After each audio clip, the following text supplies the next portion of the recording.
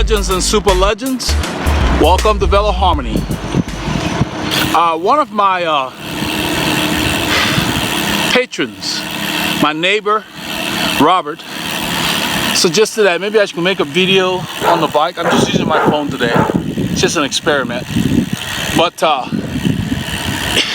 in addition to his suggestion, the reason I decided to do this today, real quickly, I'm on a ride, it's just to cover a couple of topics. I got some messages from John Shanti, one of our other patrons, and another gentleman, I don't remember his name, but he'll know himself. So the second gentleman said that he went on a group ride. He had snuck in a ride, and then he went on a group ride and he got dropped, so he turned around, which was smart, and he went back home. And then John's comment in the message he sent me was, he said he needs to maximize his time. His certain heart rate he gets to, he can't go any harder, and he wants to know whether that was his lactic threshold heart rate and so forth. So I went ahead and sent John, the links to the training archives, because there's a video that I can help him. So he has what he needs. So even though your plan is to maximize your time, it doesn't mean that you go out and hammer yourself on every ride. You still need structure. You can't ride hard all the time. You will not improve. You need to train the different energy systems in your body. So each ride, regardless of the amount of time you have for your entire week, has to have a plan. The second gentleman that left a comment that went out on that ride with the group after he had snuck in the ride, he got dropped, but he was smart enough to turn around and go back because he was tired. He still had not done the second part of training. Training is work and recovery. So if you don't do both, you're shortchanging yourself because you're not going to improve. The reason that this thing came to my mind was, in addition to those comments and the request from John, I'm on a ride, and today's Wednesday, and my legs are still tired.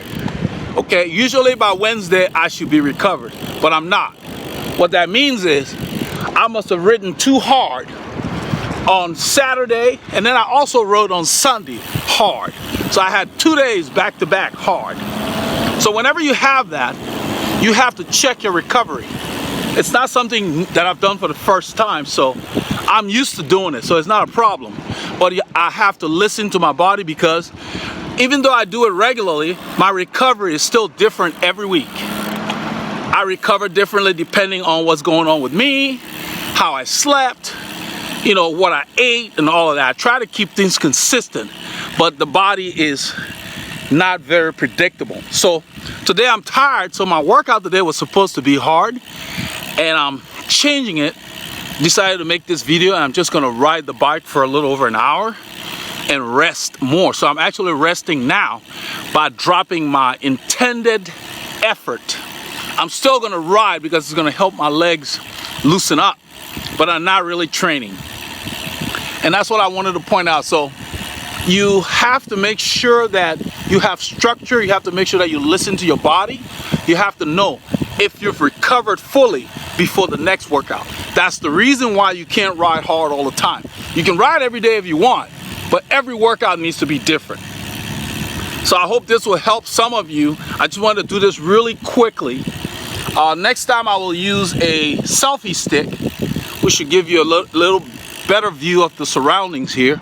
But I wanted to basically give the information. So today's workout, I'm changing. The people who I coach already know that when I give them workouts, it's contingent upon how they feel. The goal is to recover enough for your hard workouts. It doesn't mean you don't ride, but what it means is you don't need to ride medium before a hard day. Then the hard day won't be good quality.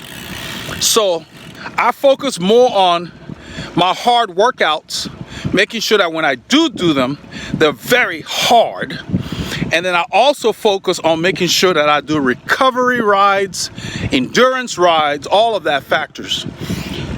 These are all the things I'm going to cover in my upcoming ebook, so it'll be there for you guys to reference. But it's also covered in the video in the training archives. So So John, Shanti, first thing you want to do is identify your training zones. That's how you maximize your time. The body doesn't care how many hours you have to ride per week. What it cares about is what workload you put on it. And so you need to make sure that you identify your training zone so that each ride you have a specific workout you're going to do. And for the other gentleman who went to the group ride tired and couldn't ride, ask yourself what was your plan for that group ride. If you knew the group ride was coming, you should have rested the day before, and then you do the hard workout with the group. So keep that in mind. So no matter what, guys, keep the K's coming in. I'm gonna wrap up my little spin here and head back and do some office work. Fire those doctors.